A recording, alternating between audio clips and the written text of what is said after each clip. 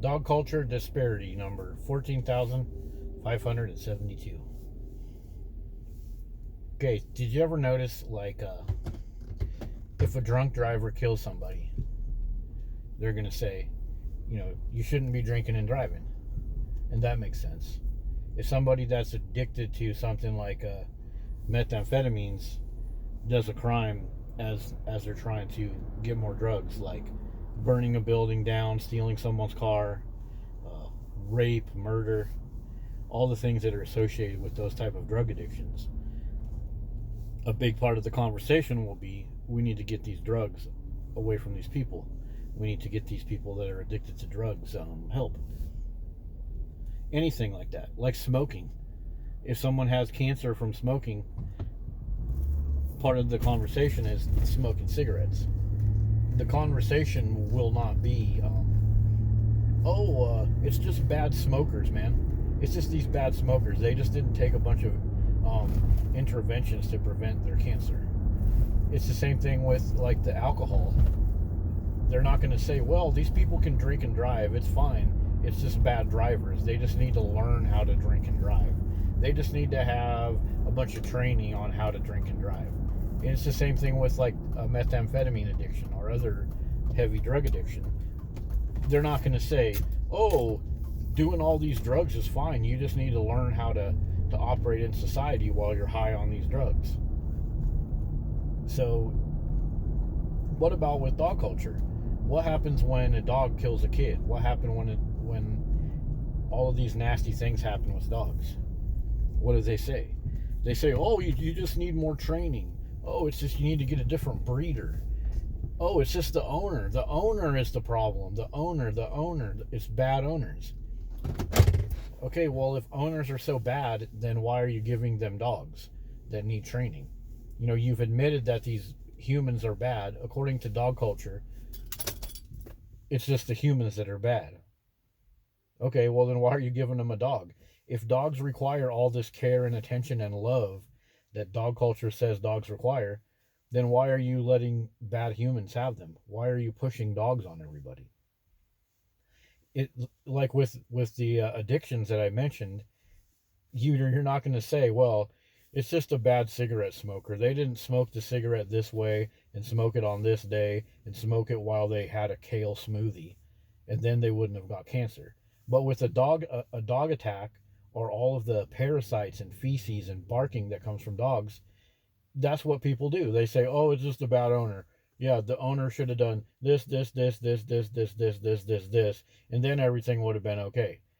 Instead of having the dog be part of the conversation.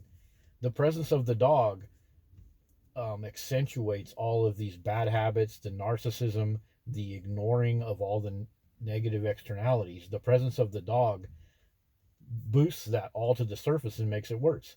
Just like having a bunch of alcohol in your system makes you be a crappy driver. Just like smoking heavily for years gives you lung cancer. Just like being addicted to heavy drugs, it makes you be more likely to do really, really stupid stuff to get more of those drugs. So we're willing to admit that alcohol, drugs, cigarettes, and other negative external things screw around with our body and make us do stupid stuff.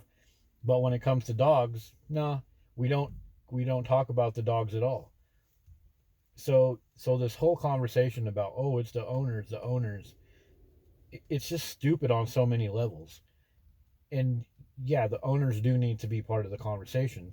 But the thing that the owners did wrong in the first place is make the decision to get the dog. The thing that the owners are doing wrong now is running around repeating the bullshit lies of dogs are better than humans. And these owners don't admit any of the problems that their dogs bring to them.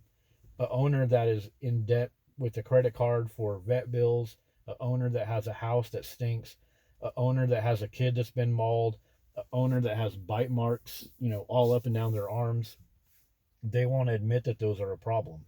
So yeah, the owners are a freaking problem, but the base problem is the dog.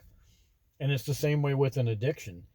If you're drinking too much alcohol or gambling and you have a bunch of problems that are associated with alcohol and gambling, just like with the dog owner, you don't go around and talk about it. Someone that's addicted to gambling doesn't go out into the world and say, hey, I'm gambling and this is a problem. You guys don't get into gambling. They will hide that. It's just like somebody that drinks all the time. They don't go and tell everybody, hey, drinking is bad for you. I got to stop drinking. Please help me. They hide the problem until something bad happens, until they get a diagnosis from their doctor that says they better stop drinking or they're going to die in a week. And it's the same thing with dog culture.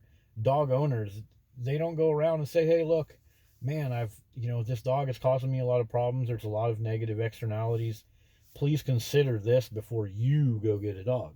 Dog owners don't do that. And so this whole argument of, oh, it's just the owners, it's just a moot argument. The problem is the overwhelming presence of dogs. And it's the same thing with any other addiction. It's the overwhelming presence of it. If alcohol wasn't so readily available, people wouldn't get it. And yeah, you can say, well, the parents shouldn't let the teenagers get it and all that kind of stuff. But the presence of it being there is also part of the problem, no matter what. And that's the issue with dog culture. They won't admit that the dog is part of the problem. With anything else, you have to admit that some negative externality is affecting you. And if you don't, then you'll never get out of the addiction. And dog culture, it is an addiction.